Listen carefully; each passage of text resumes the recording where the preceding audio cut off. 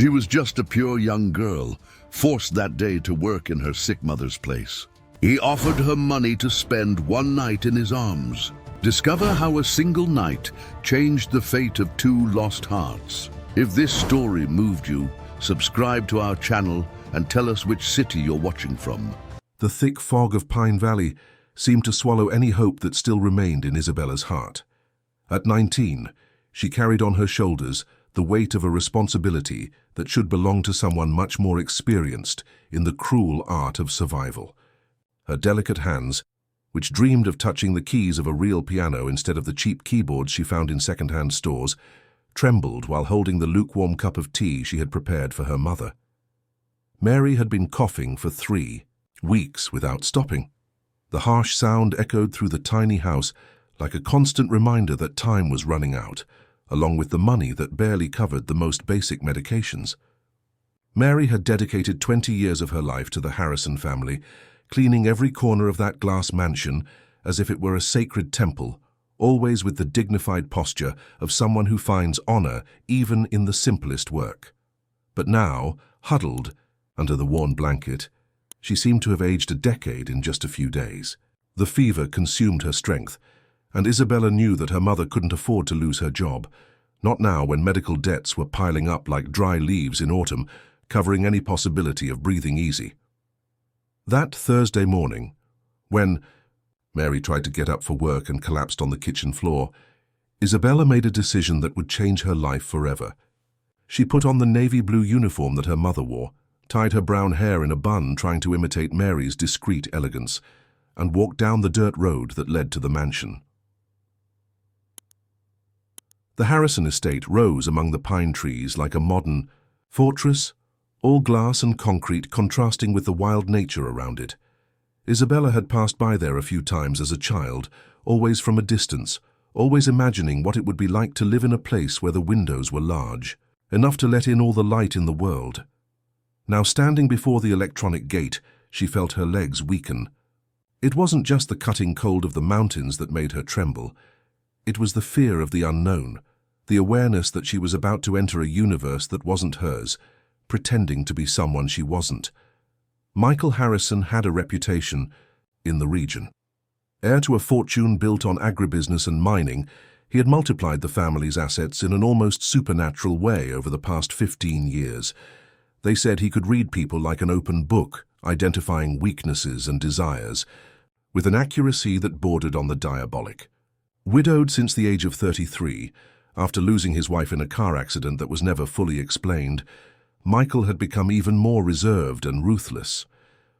The housekeepers in the region whispered stories about the boss, that he never smiled, that his eyes could freeze anyone's blood, that there was something dark in his way of observing the world, as if he were always calculating the price of each soul that crossed his path. When Isabella rang the doorbell, her hands were ice cold. The intercom crackled, and a male voice, deep and impatient, echoed through the speaker. "Mary is late." It wasn't a question. It was a cold statement, loaded with contained irritation. "Mr. Harrison, this is Isabella, Mary's daughter. She's sick, and I came to work in her place today." Isabella's voice came out weaker than she would have liked, almost a whisper lost in the cold morning wind. There was a long silence on the other end. Then, the gate opened with an electronic buzz. That sounded like the roar of a beast awakening. Isabella walked down the path of Portuguese stones, feeling that each step took her farther away from everything she knew. The main door opened before she could even knock. Michael Harrison was there, filling the doorway with his imposing presence. Tall, broad-shouldered, dark hair perfectly combed even at that hour of the morning. He wore a white dress shirt that enhanced the tan tone of his skin, and dark dress pants that accentuated the natural elegance of his movements. But it was his eyes that paralyzed her. Dark as a moonless night, there was a disturbing depth in them, as if they held secrets that could destroy anyone who dared to unravel them. He examined her from head to toe with a deliberate slowness that made Isabella feel completely exposed. "Come in," he finally said, stepping aside. His voice had a deep timbre that reverberated in the chest of whoever heard it, carrying a natural authority that admitted no questions. Isabella passed by him, feeling the discreet masculine perfume that emanated from his skin. The interior of the mansion was even more impressive than she had imagined. Very high ceilings, spiral staircase, artwork on the walls that probably cost more than she would earn in an entire lifetime. "Your mother should have told me she was sick," said Michael, closing the door behind her. "I hate surprises. She tried to come, sir. She collapsed this morning. I couldn't let her lose her job." Isabella kept her eyes down, feeling the weight of his gaze on her neck. Michael walked around her in a slow circle, like a predator studying its prey. "How old are you?" 19, sir." "And you think you can do your mother's work?" Isabella finally raised her eyes to meet his. For an instant, the air between them seemed to electrify. There was something in his gaze that made her feel as if she were being devoured alive. But there was also a strange fascination that she couldn't explain. "I'll do my best, Mr. Harrison." He smiled then, but there was no warmth in that smile. It was the expression of someone who had just found an interesting new toy. "We'll see," he murmured, and Isabella knew at that exact moment that her life had just taken a path from which there would be no return. The first day of work at the mansion was an endurance test that Isabella had never imagined facing. Michael followed her everywhere during the first few hours, watching her every move with an attention that bordered on obsessive. He didn't talk much, but his presence was so intense that she felt her skin tingle whenever he approached. The house was immense. 3 floors, 12 bedrooms, a library that seemed to have come out of a movie, a home theater, a private gym, and even a music studio on the second floor. Isabella tried to concentrate on cleaning, but her eyes always ended up drifting to the black grand piano that dominated the main living room. It was the most beautiful instrument she had ever seen in her life. "Do you play?" Michael suddenly asked, making her jump with surprise. She was wiping the center table near the piano, lost in daydreams. "A little, sir. Nothing professional." Isabella felt her face heating up. She didn't want to seem presumptuous or out of place. "Show me." The order came so directly that she didn't know how to refuse. Michael pointed to the piano bench with an elegant gesture, and Isabella approached as if she were walking to the gallows. Her hands trembled when she touched the keys for the first time. The sound that came out was celestial, even being just. "A simple scale." "Continue," murmured Michael, positioning himself behind her. Isabella could feel the heat of his body radiating into her back, and it made her nervous in a way she couldn't comprehend. She began to play a simple melody she had learned on her own, a sad song about lost dreams. Her hands, calloused from domestic work, danced over the keys with surprising delicacy. Michael closed his eyes, letting himself be carried away by the music, and for the first time since Isabella had arrived, she saw something beyond coldness in his expression. When the music ended, the silence that followed was as dense as fog. Michael opened his eyes slowly and placed his hands on her shoulders. The touch was light, but Isabella felt as if an electric current ran through her entire body. "You have talent," he said, his voice lower than normal. "It's a shame that it's wasted." "It's not wasted, sir. I play when I can, when there's time." "Time." Michael laughed, but there was no humor in that sound. "Time is an illusion for people like you. You spend your entire life running after survival and never really get to live." Isabella turned on the bench to face him and immediately regretted it. He was very close, too close. She could see the golden details in his dark eyes, smell the woody perfume he wore, notice the small scar that cut his left eyebrow. "And do you live?" she asked, surprising herself with her own boldness. Michael smiled again, but this time there was something dangerous in that smile. "I possess, I conquer, I control. That's more than most people achieve." But is that living? The question hung in the air between them like a provocation. Michael studied her face for a long moment, as if he were trying to decipher a complex enigma. There was something in Isabella's genuine innocence that intrigued and irritated him at the same time. "Get back to work," he said, finally moving away. But Isabella didn't miss the flash of interest that passed through his eyes before he composed himself. The rest of the day passed in a strange dance between them. Michael appeared and disappeared through the rooms of the house, always when she least expected it. Sometimes he found her humming softly while she worked. Other times he caught her admiring some expensive object or some artwork. He never commented, just observed with that disturbing intensity that made her heart race. At the end of the afternoon, when Isabella was storing the cleaning products in the pantry, Michael appeared at the door. She hadn't heard him arrive, and when she turned, she almost dropped the bottle of detergent she was holding. "You work well," he said, leaning against the doorframe in a way that blocked her exit. "Better than I expected." "Thank you, sir." "Michael," he corrected. "When we're alone, you can call me by my name." Isabella nodded, not trusting her own voice. There was something in the way he said, "when we're alone," that made her stomach contract in a strange way. "Will your mother be sick for a long time?" asked Michael, taking a step into the pantry. The small space became even smaller with his presence. "I don't know, we hope not." "Hope," he murmured, shaking his head. Another dangerous illusion. Isabella felt a twinge of irritation. "It's all we have sometimes." "No," said Michael, coming closer. "Sometimes we have opportunities. The question is whether we're brave enough to take advantage of them." He was so close now that Isabella could see her own reflection in his eyes. She could smell his masculine perfume enveloping her like a dangerous mist, making her senses become confused. "What kind of opportunity?" she asked, her voice coming out in a whisper. Michael raised his hand and lightly touched her face, his thumb tracing a soft line along her cheek. The touch was so unexpected that Isabella held her breath. "The kind that changes a life forever," he murmured, "but that always has a price."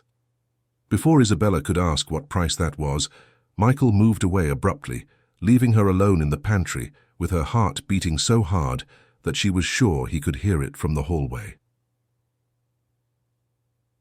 When she arrived home that night, Mary was a little better.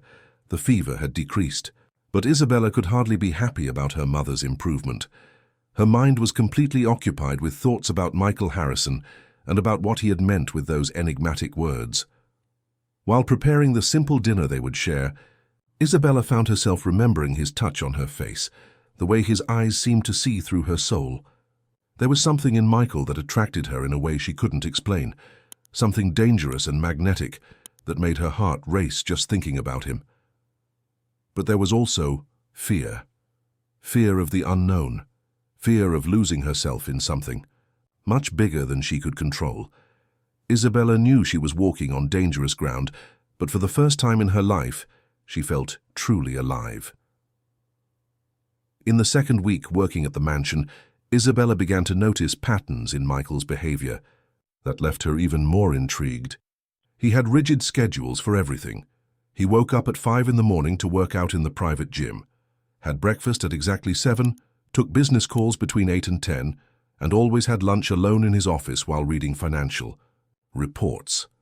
But there were moments when he broke this military routine, and all these moments seemed to involve her. Michael would appear in the kitchen when Isabella was preparing his lunch, watching her work with an intensity that made her hands tremble. Other times, she would find him standing at the entrance of any room where she was cleaning, just observing in silence. It was disturbing and fascinating at the same time. Isabella began to get ready more carefully in the morning, choosing the best ironed uniform, tying her hair more neatly. She told herself it was just professionalism, but she knew she was lying. On Thursday of that week, Mary was feeling well enough to try to return to work, but Isabella convinced her to rest one more day. The truth was that she didn't want to. Stop going to the mansion. There was something addictive about that dangerous routine, that subtle dance of glances and unspoken words between her and Michael. That day, Michael seemed different, more restless, darker. Isabella saw him making several tense calls, speaking in a low voice and with a tone she had never heard before. There was a harshness in his words that made her realize there were aspects of his life she couldn't even imagine. In the middle of the afternoon, when she was organizing the library, Michael entered carrying 2 glasses of red wine. He offered one to her without saying anything, and Isabella hesitated. "I don't drink during work, sir." "Michael," she corrected herself quickly. "Today is not an ordinary day," he said, forcing the glass into her hand. "Drink." There was something in his voice that didn't admit refusal. Isabella took a small sip of the wine, feeling the rich and complex flavor gently burn her throat. It was different from any drink she had ever tried, probably cost more than she earned in a month. Michael drank his wine all at once, as if it were bitter medicine. Then he went to the piano that was in that room, a smaller instrument than the one in the main room, but equally beautiful. "Play something," he said, sitting on the bench. "I should continue working." "Play." The order came firmer this time, loaded with an authority that made Isabella automatically approach. She sat next to him on the bench, their bodies touching lightly. Michael placed his hands on the keys and began to play a melody that Isabella didn't recognize, but that sounded sad and intense. It was classical music, complex, full of dark feelings that seemed to spring directly from his soul. "Your turn," he murmured when he finished, but he didn't leave the bench. He stayed there, right next to her, so close that Isabella could feel his warm breath touching her neck. She began to play the same simple song from the previous week, but this time Michael interrupted her, placing his hands over hers on the keys. "Not that one," he said. "Play something that matches what you're feeling right now." Isabella closed her eyes, trying to ignore the sensation of his hands covering hers, and let her fingers find a melody that was born from the whirlwind of emotions that had been consuming her for weeks. It was a melancholy song, but with notes of hope, speaking of desire and fear walking side by side. When she finished, she opened her eyes and found Michael looking intently at her. There was something different in his expression, a vulnerability she had never seen before. "You feel it too," he said. It wasn't a question. "Feel what?" asked Isabella, although she knew exactly what he was talking about. "This tension between us, this attraction." The words hung in the air like a dangerous confession. Isabella knew she should deny it, should move away, go back to work, maintain the safe distance between employer and employee. But she couldn't. I don't know what I feel," she lied. Michael smiled, but there was no humor in that smile.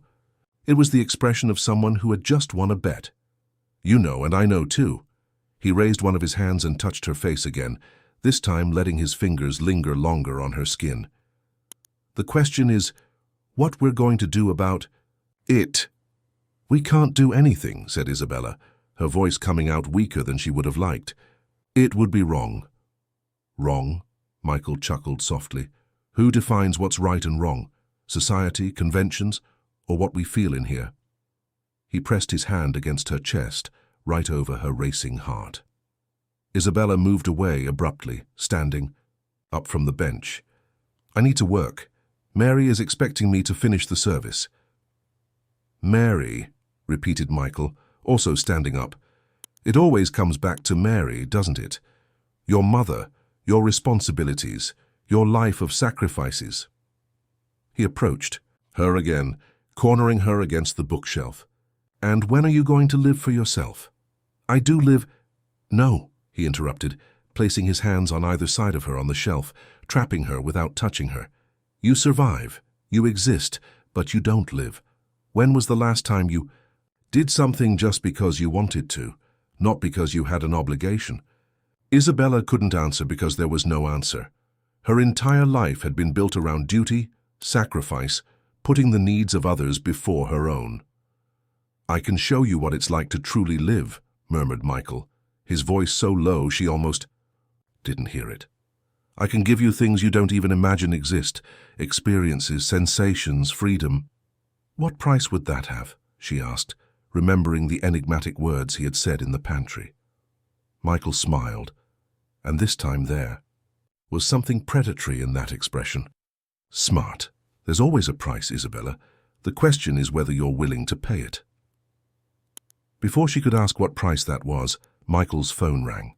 He answered with irritation, moving away from her to talk. Isabella took the opportunity to leave the library, her heart beating so hard she felt as if it would explode. For the rest of the day she avoided being alone with him, but she could feel his eyes following her every move. Something had changed between them after that conversation. A line had been crossed, and Isabella knew there was no going back. When she arrived home that night, Mary was sitting at the kitchen table, looking much better. "How was work today?" "My daughter," Normal, lied Isabella, serving dinner, but nothing was normal. Her entire life had been turned upside down by a man she barely knew, but who seemed to know her better than she knew herself. That night, lying in her small bed, Isabella stayed awake thinking about Michael's words. For the first time in her life, she allowed herself to imagine what it would be like to live without the invisible chains that bound her, what it would be like to follow her own desires instead of always doing the right thing. It was a dangerous thought, and she knew it, but it was also too seductive to be ignored. On Friday, Mary insisted on returning to work, but Michael was inflexible on the phone. "Your daughter stays," he said with a coldness that admitted no discussion. "You come back when you're completely recovered." Isabella knew she should feel relieved that Mary had more time to recover, but the truth was that a part of her was terrified at the idea of continuing to go to the mansion. The conversation of the day before had changed something fundamental between her and Michael, and Isabella wasn't sure if she was prepared to deal with the consequences. When she arrived at the mansion that morning, she found Michael waiting for her at the door. He was dressed more casually than usual, dark jeans and a white linen shirt that enhanced the tan tone of his skin. There was something different in his posture, a contained energy that made her immediately alert. "Today you're not going to work," he said, as soon as she entered. "What do you mean?" "Today you're going to accompany me to Boston. I have some commitments and want you to come with me."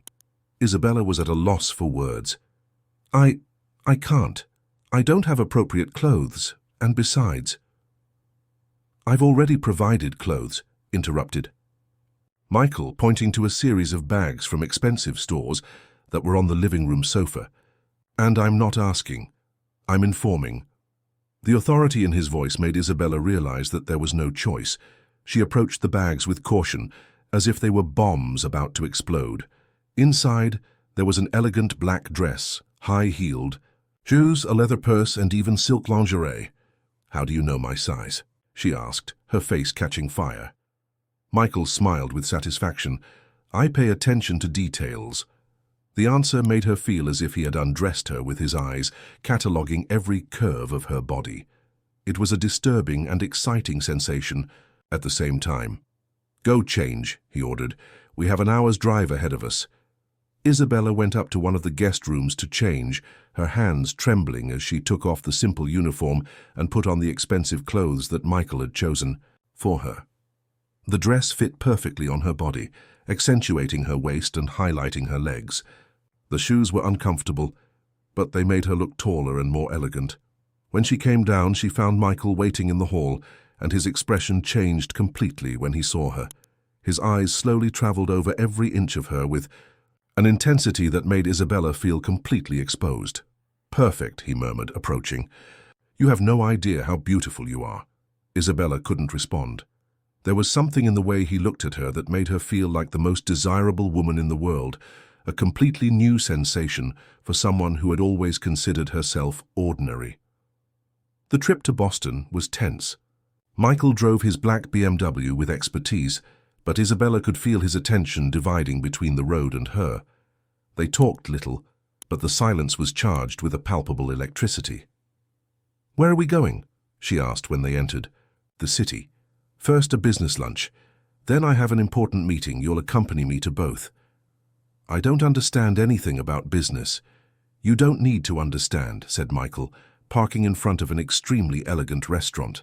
"You just need to be by my side." The restaurant was a completely different world from anything Isabella had experienced. Impeccable waiters, dishes that looked like works of art, wine that cost more than she earned in a month. Michael introduced her as my companion to the three middle-aged men who were waiting for them, and she immediately noticed the gleam of approval in their eyes. During lunch, Isabella barely spoke. She just observed Michael in action, seeing him negotiate million-dollar contracts with a calculated coldness that was both impressive and frightening. He was a born predator in the business world, capable of identifying weaknesses and exploiting them without any remorse. But what disturbed her most was realizing that he was using her. Her presence clearly impressed the other men, and Michael took advantage of this for his own purposes. He touched her hand during the conversation, put his hand on her back when they walked, created a false intimacy that served his purposes. "Why? Did you bring me here?" she asked when they left the restaurant. Michael stopped on the sidewalk and turned to her. "Because you make me appear more human," he said with brutal honesty, "and that's useful in business." The answer was like a slap in the face. Isabella realized she had been naive to think there was something special about that invitation. For Michael, she was just a tool, a beautiful accessory to impress his business partners. The next meeting was even worse. It was with a group of foreign investors in an office at the top of a skyscraper, and Isabella felt completely out of place. Michael left her sitting in an armchair in the corner of the room while he discussed astronomical numbers and market strategies that she didn't understand. But during the meeting, she began to notice things that the other men didn't notice. Michael was nervous, something rare for him. There was a tension in his shoulders that she had learned to recognize, and his fingers drummed discreetly on the table whenever one of the investors asked a more difficult question. When the meeting ended, Isabella realized it hadn't gone well. Michael left the room with a dark expression, and she followed him in silence to the elevator. "What happened?" she asked when they were alone. Michael looked at her with surprise, as if he had forgotten she was there. "They're not going to invest," he said after a moment. "They said my reputation is tarnished." "Tarnished how?" "Rumors, gossip about questionable practices." Michael ran his hand through his hair, messing up the perfect hairstyle. "There are people trying to destroy me, Isabella, and they're succeeding." It was the first time she had seen him vulnerable, and it touched her in an unexpected way. Without thinking, she touched his arm. "You'll find a way out. You always do." Michael looked at her for a long moment, something passing through his eyes that she couldn't identify. "Sometimes I wonder what my life would be like if I had met someone like you a long time ago." "Someone like me?" "Pure innocent, without ulterior motives." He touched her face gently. "You have no idea how rare that is in my world." The return trip was different. Michael was quieter, more thoughtful. Isabella took the opportunity to observe his profile as he drove, noticing the lines of tension around his eyes, the way his jaw contracted when he was worried. "Thank you for today," he said, when they stopped in front of her house. "I didn't do anything." "You did. Your presence still calmed me." Michael turned off the engine and turned to her. "Tomorrow is Saturday. You don't need to work, but I'd like you to come to the mansion anyway." "For what?" "To be with me," he said simply. "I don't want to be alone." There was something in the way he said this that touched a sensitive chord in Isabella's heart. For the first time, Michael wasn't giving orders or manipulating. He was asking, almost begging. "I'll come," she said before she could stop herself. Michael smiled, and for the first time since she had met him, he seemed genuinely relieved. "Thank you." When Isabella entered her house that night, Mary was sleeping. She changed and lay down, but couldn't sleep. Her mind was full of images from the day, of Michael's contradictions, of the way he could be cruel and vulnerable at the same time. She was falling in love with him, she realized with horror.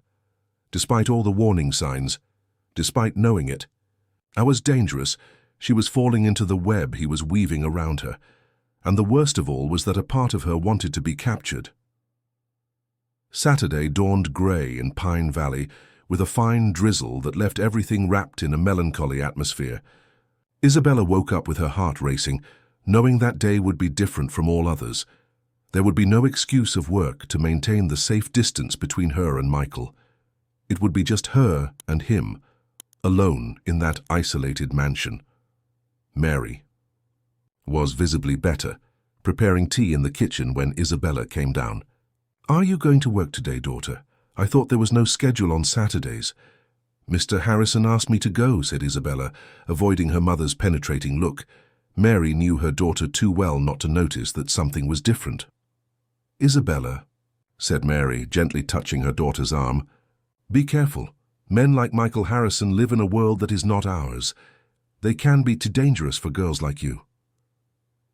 "Mom, it's not like that. He just... What?" Mary raised an eyebrow. My daughter. I've worked for rich families for more than 20 years. I know how to recognize when a boss is interested in a maid, and I know it never ends well for the maid." Her mother's words echoed in Isabella's mind during the entire walk to the mansion. She knew Mary was right that she was playing with fire, but there was something stronger than reason, pulling her toward Michael, a magnetic force she couldn't resist. Michael received her at the door wearing casual clothes, jeans, and a black T-shirt that highlighted the muscles of his chest. There was something different about him that day, a more relaxed energy, but also more dangerous. It was as if, without the formalities of work, all barriers between them had disappeared. "You came," he said, smiling in a way that made her stomach contract. "I said I would. And do you always keep your promises?" "Always." Michael studied her for a moment, as if he were memorizing every detail of her face. "Come in. I prepared something special for today." The mansion was different without the work routine. It seemed larger, more silent, loaded with possibilities. Michael guided her to the main living room, where he had prepared an elaborate breakfast on the center table in front of the lit fireplace. "You didn't have to," Isabella began. "I wanted to," interrupted Michael. "Sit down." They ate in a comfortable silence, but Isabella could feel the tension growing in the air. Michael observed her constantly, his dark eyes following her every movement with an intensity that made her feel as if she were being slowly devoured. "Play for me," he asked when they finished eating, pointing to the piano. Isabella went to the instrument, feeling his eyes burning on her back. She began to play a soft melody, losing herself in the music, as she always did. It was her refuge, the only place where she felt completely free. Michael approached silently and sat next to her on the bench, but this time he didn't just observe. He placed his hands on the keys along with hers, creating a complex harmony that combined with the simple melody she was playing. "Like this," he murmured, his voice close to her ear. "Feel the music, don't just play it." His hands guided hers, teaching her more sophisticated chords, showing her possibilities she had never imagined. It was a music lesson, but also something much more intimate. Their bodies touched, their breaths synchronized, and Isabella felt as if they were dancing even while sitting. "You could be a professional pianist," said Michael when they stopped playing, "with the right training, with the right opportunities." "That's an impossible dream for someone like me." "Why impossible?" Michael turned to face her completely. "Because you're poor? Because you were born into the wrong family?"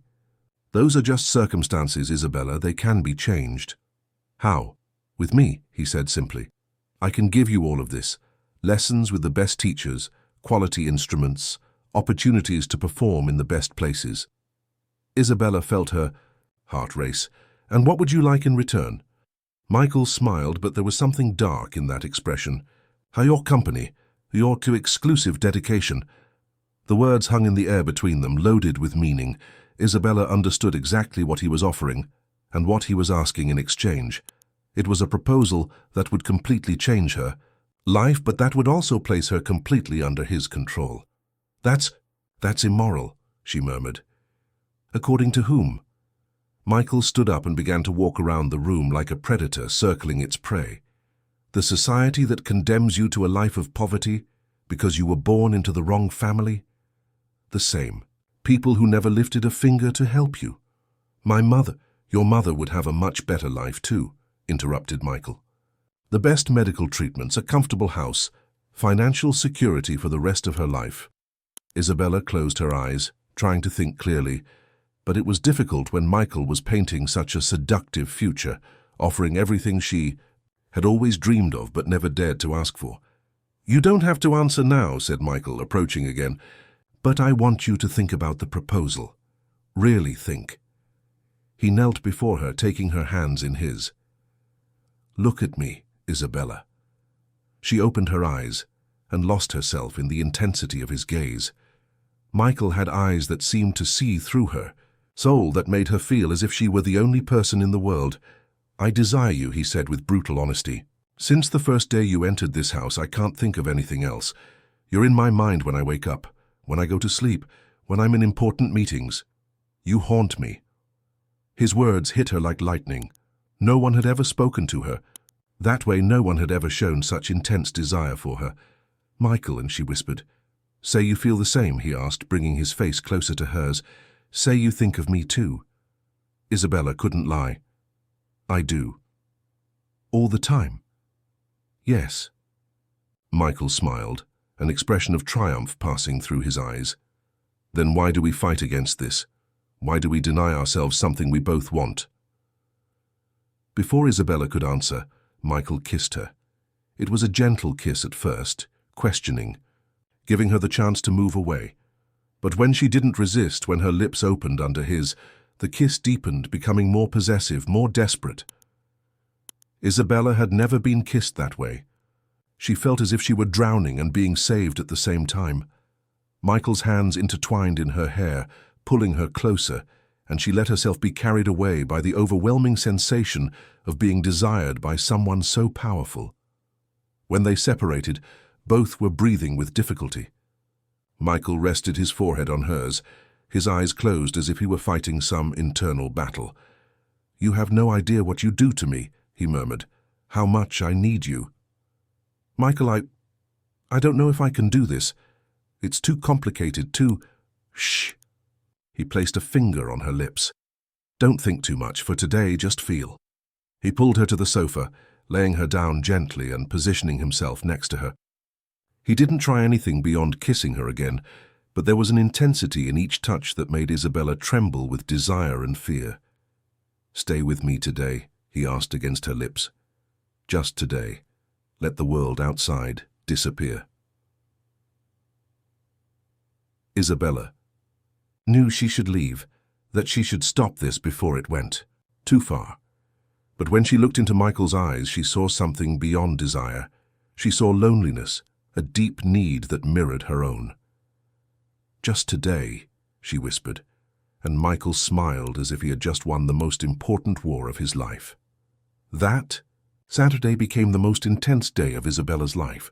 After the kiss that changed everything between them, Michael became a different version of himself, softer, more attentive, but also more possessive. He treated her as if she were made of crystal, and at the same time as if she were his most precious property.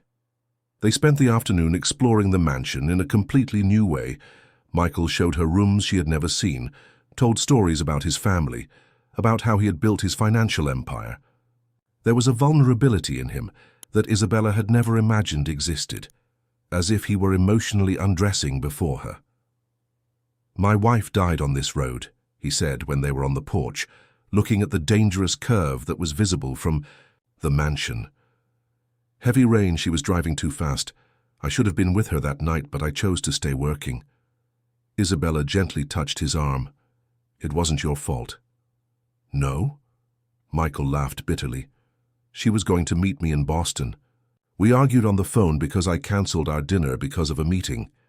If I hadn't been so obsessed with work—" "You couldn't have known what would happen." Michael turned to her, his eyes shining with an old pain. "Since then, I've never been able to connect with anyone. Until you appeared." His words touched something deep in Isabella's heart. She could see the genuine pain in his eyes, the loneliness he carried like armor. Without thinking, she approached and kissed him softly, offering consolation in the only way she knew. The kiss deepened, and this time it was Isabella who took the initiative, her hands exploring his strong chest over his t-shirt. Michael moaned softly against her lips, his hands tightening on her waist. "Isabella," he murmured, moving away slightly, "if we continue, there will be no turning back." "I know," she whispered, surprising herself with her own boldness. Michael studied her for a long moment, as if making sure she completely understood the implications of what was happening. Then he picked her up in his arms and carried her into the house, going up the stairs toward the second floor. Michael's bedroom was an extension of his personality, luxurious but masculine, dominated by a huge bed and windows that offered a panoramic view of the mountains. He put her down next to the bed, his hands trembling slightly as he caressed her face. "Are you sure?" he asked one last time. In response, Isabella began to take off her own blouse, her eyes never leaving his. Michael held his breath, his eyes darkening with desire as he contemplated her pale skin, the delicacy of her movements. What happened next was a mixture of passion and tenderness that left Isabella completely transformed. Michael made love to her, as if she were the most precious thing in the world, his hands and lips exploring every inch of her skin with a reverence that made her cry with emotion. Afterward, lying intertwined among the silk sheets, Isabella felt as if she had awakened from a long dream and finally discovered what it was like to be truly alive. Michael traced lazy circles on her bare back, his breathing still irregular. "You're mine now," he murmured against her hair. "Completely mine." The words should have frightened her, but instead they brought a strange sense of security. For the first time in her life, Isabella felt protected, desired, valued. "And you're mine," she whispered back, surprising herself with her own possessiveness. Michael chuckled softly, a rich sound that reverberated in his chest. "I am. More than you imagine." They stayed there until the sun began to set, talking in whispers, kissing languidly, exploring this new intimacy between them. Michael told her about his fears, his ambitions, the nightmares that woke him in the middle of the night. Isabella shared her most secret dreams, her insecurities, the loneliness she felt even while always taking care of her mother. When they finally got up, reality began to infiltrate back into their perfect bubble. Isabella got dressed slowly, conscious of Michael's gaze on her, the way he devoured her with his eyes as if he wanted to memorize every detail. "I don't want you to go," he said when she was ready to leave. "I need to." "Mary will worry. Stay for dinner. Tell her you had extra work." Isabella hesitated, torn between the desire to stay and the duty to her mother. Michael noticed her hesitation and approached, pulling her against his chest. "Please," he murmured, against her lips. "I'm not ready to let you go yet." The plea in his voice melted any resistance Isabella still had.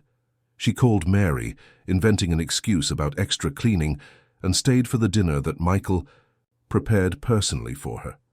It was a magical night. Michael cooked Italian pasta while she watched him, fascinated by this domestic version of him that contrasted so much with the ruthless businessman she had met. They dined by candlelight, drank red wine, talked about books, music, philosophy. "You could live here," said Michael suddenly, in the middle of a conversation about literature. "With your mother. I would transform the annex into a comfortable house for her." Isabella almost choked on the wine. "Michael, I'm serious, think about it. You would have everything you've always wanted, freedom to study music, financial security, a life without worries. And in exchange, I would be your what? Your mistress." "You would be my companion," corrected Michael, taking her hand over the table. "My equal. I would give you everything, Isabella, my name, my protection, my love." Love. The word came out like a frightened whisper. Michael stood up and went around the table, kneeling next to her chair. "Yes, love, I love you, Isabella, madly, obsessively, since the first day." Isabella felt the world spin around her. No one had ever said they loved her, and hearing these words from Michael was both exciting and terrifying. I don't know what to say." "Say you feel the same," asked Michael, kissing her hands. "Say you love me too." Isabella looked into his eyes and saw a raw vulnerability that touched her deeply. This powerful man who commanded millions was kneeling before her and begging for her love. "I love you," she whispered, finally admitting to herself what she had been feeling for weeks. "God help me, but I love you." Michael smiled as if she had just given him the world. He pulled her into his arms and kissed her with a desperate passion, as if he wanted to seal her to him forever. But even in the midst of that overwhelming happiness, a small voice in Isabella's mind whispered warnings. There was something too intense about Michael, something possessive that bordered on obsessive. And she knew deep in her heart that she was giving herself to something much bigger and more dangerous than she could comprehend. When she finally Returned home that night, it was almost midnight. Mary was waiting awake, and the expression on her face showed that she knew exactly what had happened. "Isabella," said Mary softly, "what have you done?" Isabella couldn't lie to her mother. "I fell in love, Mom, and he loves me too." Mary closed her eyes as if she were feeling physical pain. "My daughter, you have no idea what you're getting into. Men like Michael Harrison don't love. They possess, they consume, and when they get tired, they destroy." But Isabella didn't want to hear warnings. She was blind with love and happiness, unable to see the dangers that her mother, with her painful wisdom, could already see approaching like a storm on the horizon. The next 2 weeks were like living in a dream. Isabella woke up every morning, with her heart racing, anxious to see Michael again. He treated her like a queen, covering her with expensive gifts, taking her to romantic dinners at exclusive restaurants in Boston, introducing her to a world of luxury she had never imagined existing. But there was something changing in Michael that Isabella began to notice gradually. He had become more possessive, more controlling. He wanted to know where she was at every moment, who she talked to, what she did when they weren't together. He called several times a day, and if she didn't answer immediately, he got irritated. "You can't just disappear," he said on a Thursday afternoon, when she arrived at the mansion 5 minutes late. "I need to know where you are always." "I was helping Mary with shopping at the market," explained Isabella, surprised by the intensity of his irritation. "You should have told me. I sent 3 messages." Isabella showed the old cell phone she used. "The battery died. You know this phone is old." Michael sighed, running his hands through his hair. "I'm sorry. It's just that I can't stand being without news from you. It makes me crazy with worry." He pulled her into his arms, kissing her with an intensity that always made Isabella forget any concern. But later, when she was alone, she began to question whether that was love or obsession. The situation became even more complicated when Michael began to insist that she stop working. "You don't need to worry about money anymore," he said. "I'll take care of everything. You and Mary will never be in need again. But I like working. It gives me independence." "Independence?" Michael frowned. "What do you need independence for? I give you everything you need." "It's not about material things, Michael. It's about having my own identity, my autonomy." The discussion ended with Michael moving away coldly, and Isabella realized she had touched a sensitive point. He couldn't understand why she wanted to maintain some independence when he was offering a life of total luxury. The following week, things got worse. Michael began to appear in places where Isabella was without being invited. At the market, at the pharmacy where she bought medicine for Mary, even at the small church she attended on Sundays. Always with a plausible excuse, always smiling, but Isabella began to feel watched. "He's following you," said Mary one night, when Michael had appeared by chance at the bakery where they were buying bread. "This isn't love, Isabella, it's control." "You don't understand," defended Isabella, but her own words sounded weak even to her. "He loves me, he just wants to protect me." "Protect you from what? You were living very well before he appeared." Isabella couldn't answer because she knew her mother was right, but it was difficult to admit that the man she was hopelessly in love with might not be who she thought he was. The last straw came on a Friday night. Michael had arranged a romantic dinner at his mansion, and Isabella arrived wearing a new dress he had bought for her. But instead of finding him waiting with flowers and wine as he always did, she found him in the office, on the phone, speaking, in a low and tense voice. "I don't care what it costs," he was saying when she entered.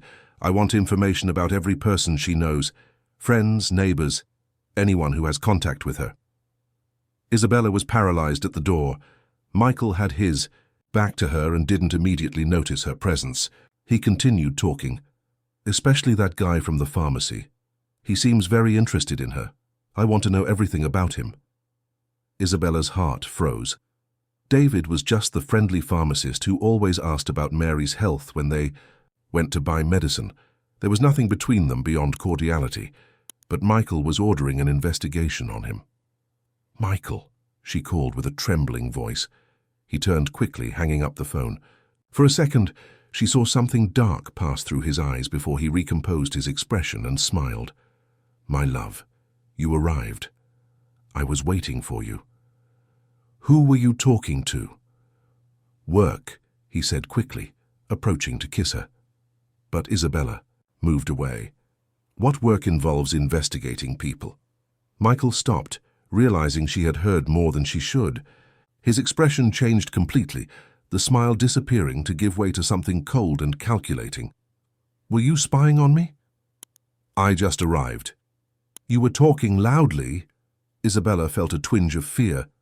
"Michael, why are you ordering an investigation?" "On David." "Because I need to know who approaches you," he said with a coldness that frightened her. "I need to protect what's mine." "I'm not your property." "No." Michael took a step toward her, and Isabella instinctively backed away. "Then, what are you?" "Because from what I remember, you said you loved me. You said you were mine. Love doesn't mean possession, Michael." "For me it does," he said without hesitation. "When I love someone, she belongs to me completely, as I belong to my wife." "Your wife?" Isabella felt a shiver run down her spine. What really happened to her? The question hung in the air like a bomb about to explode. Michael stared at her for a long moment, his dark eyes inscrutable. "She tried to leave me," he said finally, his voice low and dangerous. "She said I was too possessive, too controlling. She wanted a divorce. And then? Then I did what was necessary to keep her with me." Isabella felt her blood freeze in her veins. "What do you mean by that?" Michael approached again, and this time she couldn't back away because her legs wouldn't obey. He touched her face softly, but the touch seemed cold. "She was driving to meet the divorce lawyer that night," he murmured. "But I knew about the meeting. I knew the route she would take, and I knew that curve becomes very dangerous when it rains." The revelation hit Isabella like a punch in the stomach. You caused the accident?" "I didn't do anything," said Michael with a smile that didn't reach his eyes. "I just made sure certain information reached the right people. A corrupt mechanic, some loosened screws in the brakes, a convenient storm." Isabella moved away from him as if she had received an electric shock. "You killed your wife." "I saved our marriage," corrected Michael calmly. "She was mine, Isabella, just as you are now, and I don't let what's mine escape." The terror that Isabella felt at that moment was like nothing she had ever experienced. Looking at Michael, she finally saw who he really was. Not a man in love, but an obsessive psychopath capable of killing for possession. "I need to go," she whispered, heading for the door. "No," said Michael, blocking her passage. "Now that you know the truth, you can no longer leave here. It's too dangerous." "Michael, please, shh." He placed a finger on her lips. "Don't worry, my love, I'll take care of you. Forever. You'll never have to worry about anything again, not even choices." Isabella realized with growing horror that she was trapped. Michael had planned everything since the first day, since when she appeared at the mansion replacing her mother. He had seduced her, manipulated her, gradually isolated her from everyone she knew, and now, knowing his darkest secret, she had become a threat he couldn't leave free. "Mary will miss me," she said, trying to keep her voice firm. "Mary will receive a message from you saying you decided to travel with me for a few weeks," replied Michael, showing her phone, which he had taken from her purse without her noticing. "Everything is already arranged." Isabella closed her eyes, realizing the extent of the trap she had fallen into. She was completely alone, in the house of a man who had killed his own wife for trying to leave him, a man who now considered her his property and would do anything to keep her with him. "Please," she whispered, tears running down her face. "I won't tell anyone, I promise." Michael approached and gently kissed her tears. "I know you won't," he murmured against her skin, "because you will never have the opportunity." The following days were a waking nightmare for Isabella. Michael maintained a disturbing facade of normality, treating her like an honored guest who simply couldn't leave. He had locked all the exits, deactivated the house phones, and even removed any object that could be used as a weapon or escape tool.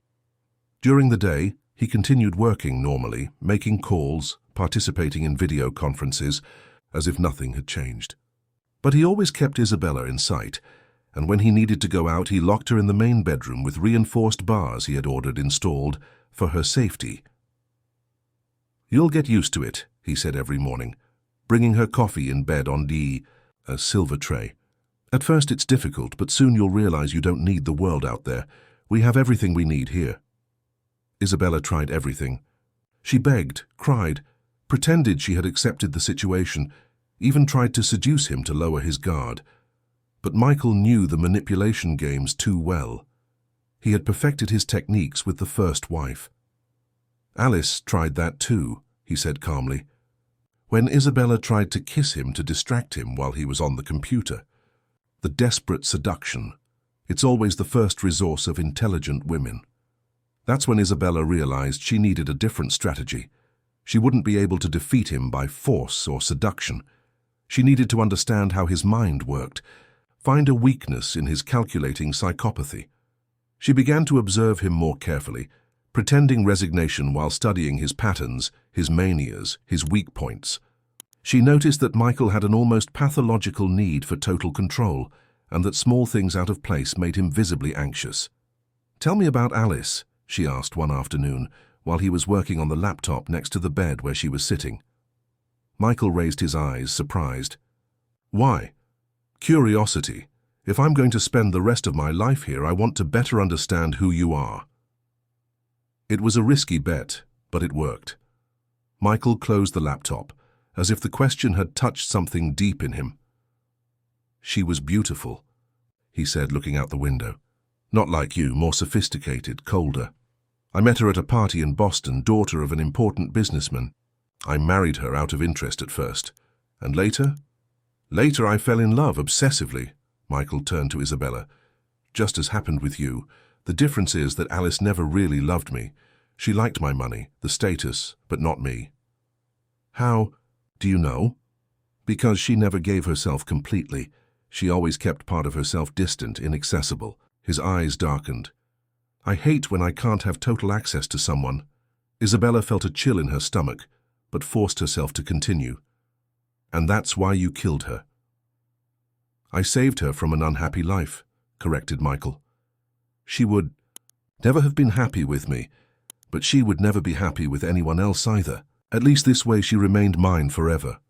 The sick logic frightened her, but it also gave her an idea. "And do you think I'm different from her?" "I know you are. You really love me. I felt it from the first day." "How can you be sure?" Michael approached, touching her face with that disturbing gentleness that confused her. "Because you gave yourself completely. Your body, your soul, everything. Alice never did that." Isabella realized she had found her weapon. The difference between her and Alice was exactly what could save her. Michael believed she genuinely loved him, and that belief was his weak point. "Michael," she said softly, "do you really love me? More than my own life? Then let me prove that I love you too." Michael frowned. "How?" "Let me take care of you. Really. Not as a prisoner, but as a companion." Isabella held his hands. "I want to be here with you, but this way I can't demonstrate my love. You're treating me the way you treated Alice." The comparison hit him as she expected. Michael backed away slightly, and she saw uncertainty in his eyes for the first time. "It's different." "Is it? You're keeping me prisoner, controlling my every move, not trusting me." Isabella feigned tears. "How is that different from a loveless marriage?" Michael was silent for a long moment, and Isabella realized she had planted the seed of doubt. He desperately wanted to believe she was different from Alice, that the love between them was real and reciprocal. "What do you want?" he asked finally. "Trust me," said Isabella. "Let me prove that I choose to stay with you, not because I'm forced, but because I want to. And if you try to escape, where would I run to? You're everything I have now, my life, my future, my love." The words came out like poisoned honey. "But I need to feel that it's a choice, not a prison." Michael studied her for a long time, his analytical mind weighing the risks. Isabella maintained a serene expression, hiding the desperation she felt inside. "One chance," he said finally. I'll give you one chance to prove your loyalty. How? Michael got up and went to the closet, returning with a small velvet box. Inside was an engagement ring with a huge diamond that must be worth more than Isabella would earn in several lifetimes. "Marry me," he said, kneeling before her. "Officially, legally. If you accept being my wife, I'll know you're different from Alice." Isabella looked at the ring, then at the man kneeling before her. She knew that saying yes would mean legally tying herself to a murderer, but she also knew it was her only chance to gain the freedom necessary to escape. "Yes," she whispered. "Ersin, I want to marry you." Michael smiled with a relief and happiness that seemed genuine. He placed the ring on her finger with trembling hands, then kissed her with a desperate passion. "You make me the happiest man in the world," he murmured against her lips. In the following days, Michael gradually loosened the restrictions. He allowed her to circulate freely through the house, unlocked some doors, even let her call Mary to reassure her about her romantic trip. "I'm fine, Mom," lied Isabella, on the phone with Michael watching every word. "Michael proposed to me. We're organizing an intimate ceremony." Mary said nothing for a moment, but Isabella could feel her mother's concern through the line. "Are you sure this is what you want, daughter?" "I am," said Isabella, looking directly at Michael. "I've never been so sure of anything in my life." When she hung up the phone, Michael hugged her with gratitude. "Thank you for doing this. I know it wasn't easy to lie to your mother." "It wasn't a lie," said Isabella, forcing a smile. "I'm really happy." But inside she was plotting. Each day of relative freedom was one more day to plan her escape. She studied the routines of the house, Michael's schedules, the weak points, insecurity. She knew she would have only one chance, and if she failed, Michael would never trust her again. The opportunity came a week later, when Michael had to travel to Boston for an important meeting that couldn't be done by video conference. He hesitated to leave her alone, but Isabella had played the role of the loving fiancé so well that he finally gave in. "I'll be back early tomorrow," he said, kissing her at the door. "I love you." "I love you too," she lied. "Be careful." As soon as his car disappeared down the road, Isabella ran to the bedroom and grabbed the small suitcase she had secretly prepared. Inside was money she had managed to take from Michael's wallet, important documents, and the spare car key she had found hidden in the kitchen. But when she got to the garage, she discovered that Michael had been smarter than she had imagined. The car was there, but the wheels had been removed. He had pretended to trust her, but still kept precautions. Isabella felt panic take over, but forced herself to think. She still had a few hours before he returned. She could go on foot to the main road and hitchhike, or call the police. That's when she heard the sound of the car returning. Michael had come back early, and by the accelerated sound of the engine, he was rushing. He probably had hidden cameras in the house that she hadn't discovered, or some other monitoring system. Isabella ran back to the bedroom, hid the suitcase, and tried to look natural when Michael entered like a hurricane. "Where were you?" he asked, his eyes scanning the environment for signs of escape. "In the bedroom waiting for you," she said, trying to control her breathing. "I missed you." Michael studied her intensely, then discreetly checked some points of the house. When he returned, he seemed calmer, but there was something new in his eyes, suspicion. "The meeting was cancelled," he said. "How lucky, right? I can spend more time with my fiancé." Isabella smiled, but inside she knew her only chance had been lost. And by Michael's expression, she realized he knew it too. The atmosphere in the mansion changed drastically after the frustrated escape attempt. Michael didn't say anything directly, but Isabella could feel that he knew. His looks became more penetrating. The security cameras that were once discreet now seemed to be in every corner, and he went back to accompanying her constantly. "You seem tense, my love," he commented during dinner a few days later. "Any problem?" "Just anxiety about the wedding," lied Isabella, forcing a smile. "It's a very important decision." "It is," agreed Michael, but there was an icy tone in his voice. "After all, it's a lifetime commitment. There's no turning back after you sign the papers." The implicit threat didn't go unnoticed. Isabella was cornered, and they both knew it. It was the next morning that everything changed. Isabella was in the kitchen preparing coffee when she heard the sound of cars arriving rapidly at the entrance of the mansion. Through the window, she saw 3 police cars and a van that seemed to be from a special operation. Michael appeared in the kitchen seconds later, looking calmer than he should be facing that situation. "It seems we have visitors," he said, as if he were commenting on the weather. "They're police officers," whispered Isabella, her heart racing between relief and terror. "Yes, probably related to my business." "It happens sometimes."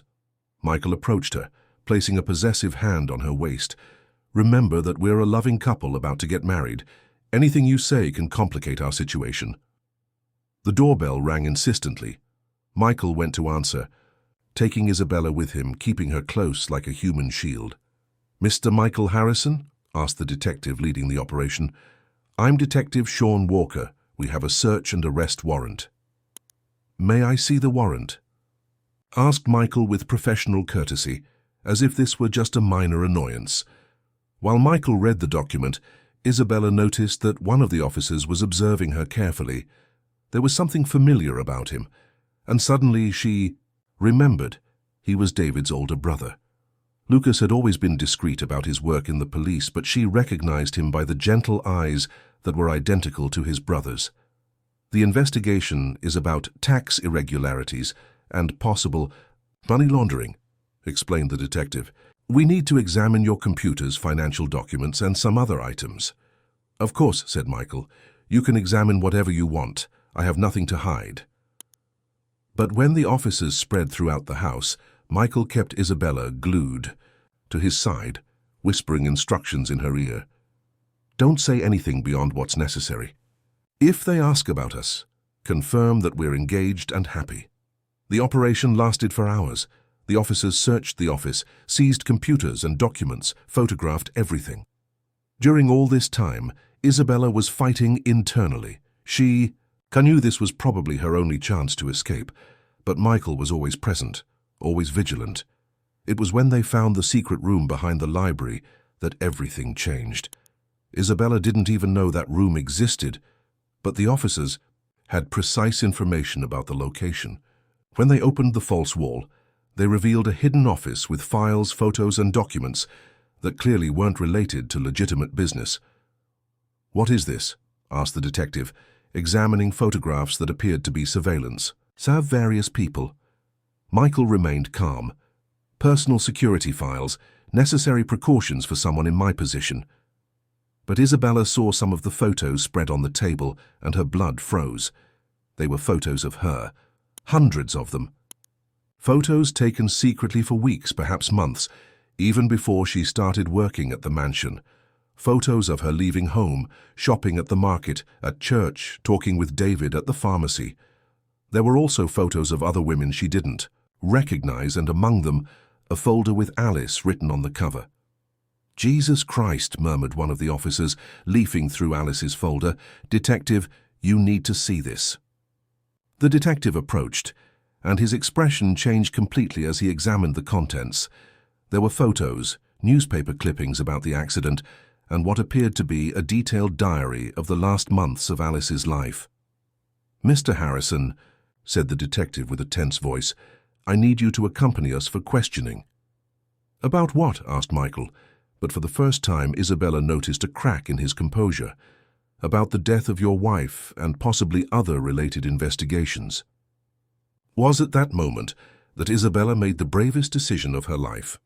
With Michael momentarily distracted by the conversation with the detective, she approached Lucas, the officer she had recognized. "Officer," she whispered, taking advantage of Michael having his back turned, "I need to talk to you. He keeps me prisoner here. He killed his wife and is planning to do the same to me." Lucas looked at her intensely, then made a discreet signal to the detective. In seconds, 2 officers positioned themselves between Isabella and Michael. "Ma'am," said the detective, "can you clarify what you just said?" Michael turned quickly, realizing he had lost control of the situation. "She's disturbed," he said, trying to keep his voice calm. "We have some personal problems, but nothing..." "He kidnapped me," interrupted Isabella, the words coming out like a torrent released after weeks of repression. "For 3 weeks I haven't been able to leave here.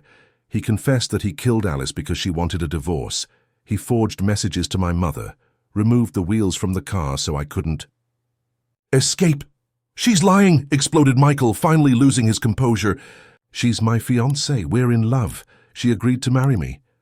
"Under coercion," said Isabella, showing the engagement ring.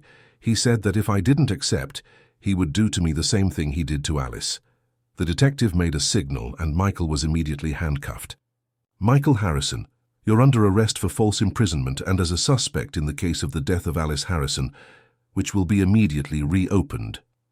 "You can't prove anything," shouted Michael as he was dragged away. "She's mine. She loves me. Tell them, Isabella. Tell them you love me." Isabella looked him directly in the eyes for the last time. "I never loved you," she said with a firmness that surprised even herself. "I feared you, and now I pity you." The expression on Michael's face when she said those words was something she would never forget. It was as if his entire world had collapsed in an instant. The man who considered himself irresistible, who believed he had genuinely won Isabella's love, discovered he had been deceived all along. When the police cars left taking Michael away, Isabella collapsed. All the weeks of terror, pretense, and fear came out at once in convulsive tears. Lucas stayed with her until Mary arrived, running desperately after receiving the call from the police. "My daughter," said Mary, hugging Isabella as if she wanted to protect her from all the evil in the world. "I knew something was wrong. Why didn't you call me? Why didn't you ask for help?" "He controlled everything," sobbed Isabella. "Every phone call, every movement. I tried, Mom. I tried to escape, but he was always one step ahead." "How did you find out where I was?" she asked Lucas later. "David became worried when you stopped appearing at the pharmacy," explained the officer. "He knew your mother needed the medicines regularly. When your responses on calls began to sound strange, he contacted me. We investigated discreetly and discovered that Michael was already a suspect in other similar cases." "Other cases?" "2 other women disappeared after having relationships with him in the last 5 years. One was never found. The other, well, she was found, but too late." Isabella felt a shiver run down her spine. She had been just the most recent in a series of fatal obsessions of Michael's. If it weren't for David's concern and Lucas's dedication, she could have ended up like the others. That night, back to the safety of her simple home, Isabella looked out the window toward the distant mansion. The lights were off, and the mansion now seemed more like an empty carcass than the golden prison it had been. She was free. Finally, completely free.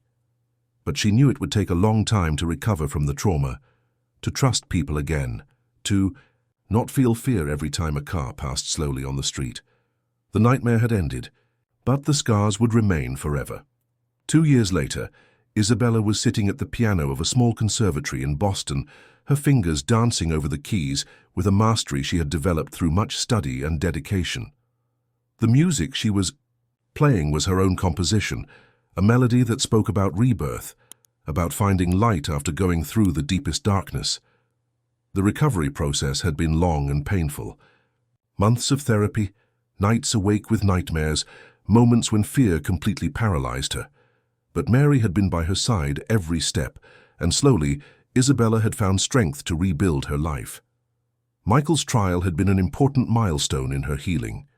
He was sentenced to 30 years in prison for the murder of Alice and for false imprisonment, besides being a suspect in 2 other disappearance cases that the police were still investigating. During the trial, Isabella faced him one more time, testifying with a courage she didn't even know she possessed. Michael had tried until the end to manipulate the situation, claiming that Isabella was lying, that she had been a willing accomplice, that she really loved him.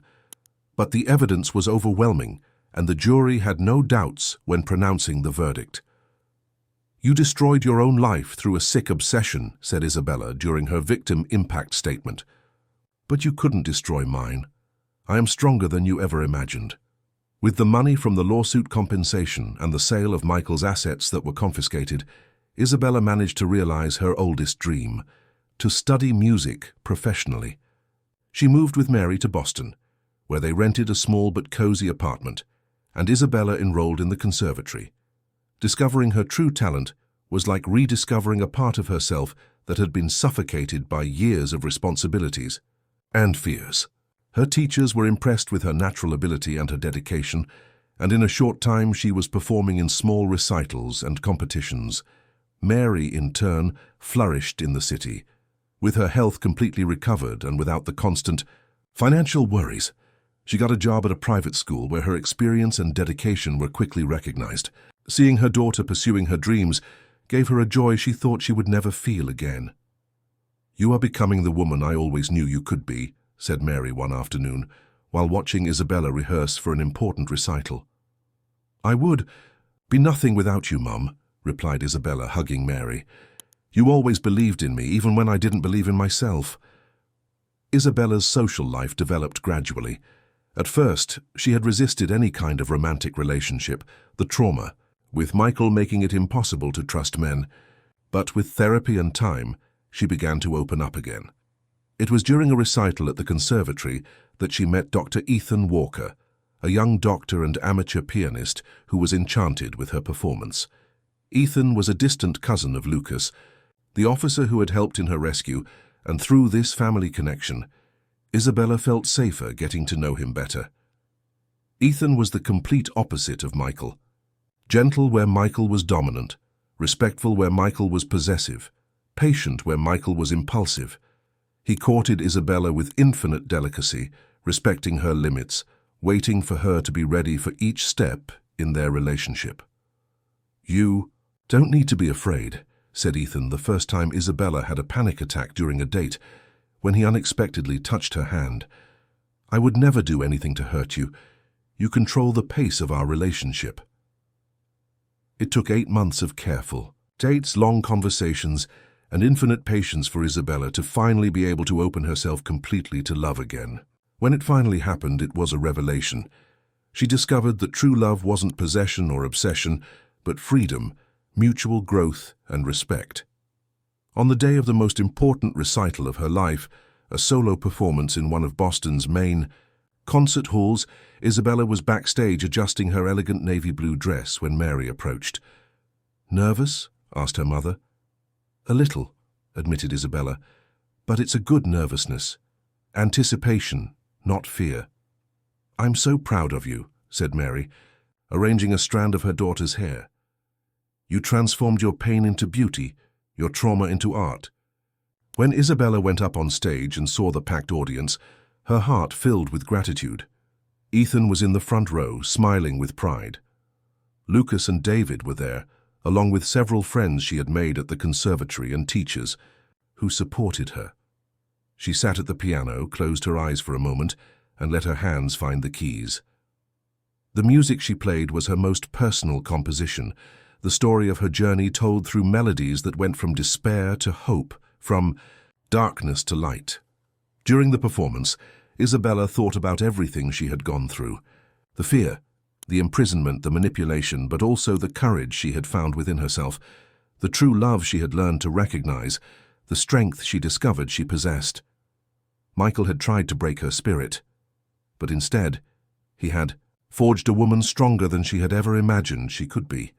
When the music ended, the silence lasted a few seconds before the audience exploded in applause. Isabella stood up, bowed, and allowed herself to smile with a genuine happiness she hadn't felt in years. After the performance, Ethan approached with a bouquet of flowers and a smile that lit up his entire face. "You were perfect," he said, kissing her softly. "No, I wasn't perfect," corrected Isabella, "but I was myself, completely, honestly myself, and that's enough." Later that night, when they were dining in an intimate restaurant, Ethan took Isabella's hand and looked into her eyes. "I have something to ask you," he said, nervous. Isabella felt a moment of panic, remembering the last time a man had offered her a ring. But when she looked into Ethan's eyes, she saw only sincere love, not obsession. "Marry me," he said simply, "not because you belong to me or I own you, but because I want to build a life together, as equal partners, respecting each other's individuality." Isabella looked At the simple and elegant ring he offered, so different from the ostentatious diamond that Michael had used to try to bind her. This ring represented choice, freedom, true love.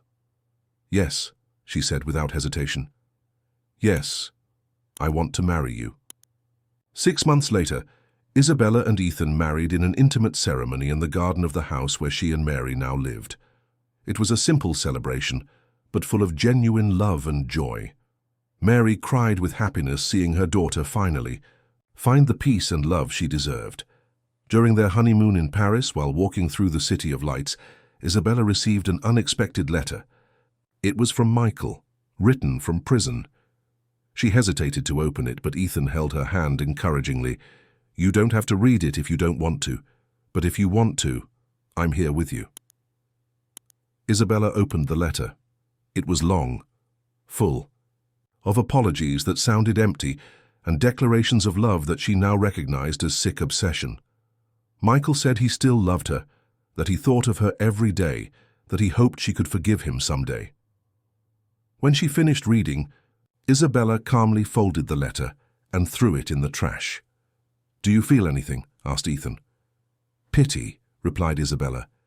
"Pity that he never learned the difference between love and possession, but also gratitude." Gratitude.